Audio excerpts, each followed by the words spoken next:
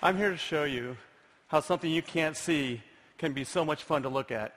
You're about to experience a new, available, and exciting technology that's going to make us rethink how we waterproof our lives. What I have here is a cinder block that we've coated half with a nanotechnology spray that can be applied to almost any material. It's called Ultra Everdry.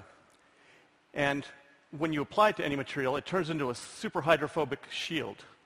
So this is a cinder block, uncoated, and you can see that it's porous. It absorbs water.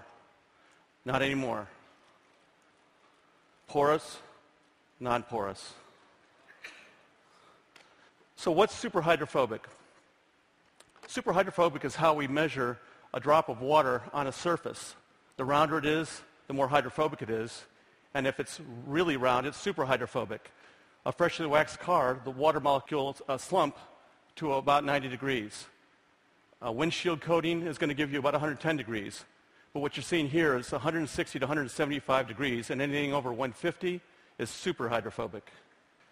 So as part of the demonstration, what I have is a pair of gloves, and we've coated one of the gloves with the nanotechnology coating. And let's see if you can tell which one, and I'll give you a hint.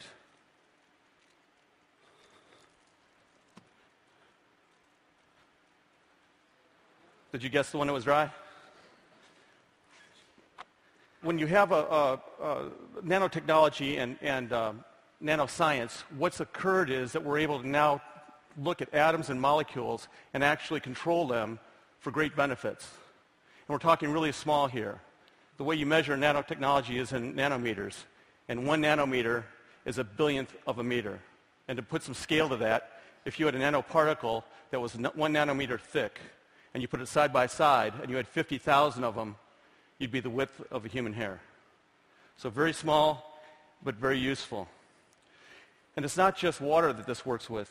It's a lot of water-based materials like concrete, water-based paint, mud, and also some refined oils as well.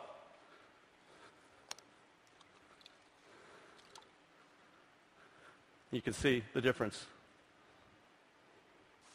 Moving on to the next demonstration, we've taken a pane of glass and we've coated the outside of it. We've framed it with the nanotechnology coating.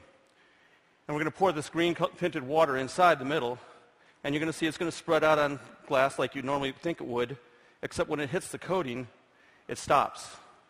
And I can't even coax it to leave. It's that afraid of the water. So what's going on here? What's happening? Well, the surface of the spray coating is actually filled with nanoparticles that form a very rough and craggly surface. You'd think it'd be smooth, but it's actually not. And it has billions of interstitial spaces. And those spaces, along with the nanoparticles, reach up and grab the air molecules and cover the surface with air. It's an umbrella of air all across it. And that layer of air is what the water hits, the mud hits, the concrete hits, and it glides right off. So if I put this inside this water here, you can see a silver reflective coating around it. And that silver reflective coating is the layer of air that's protecting the water from touching the paddle, and it's dry.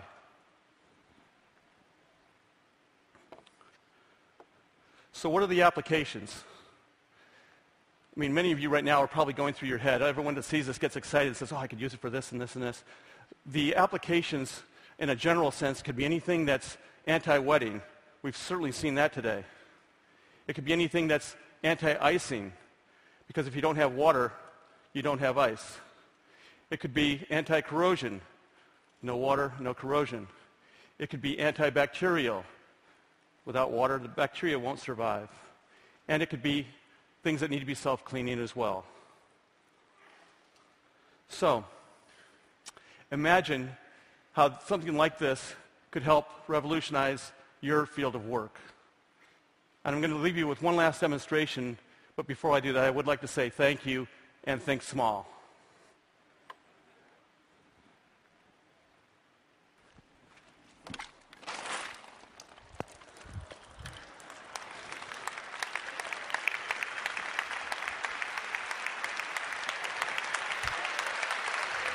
It's going to happen. Wait for it. Wait for it.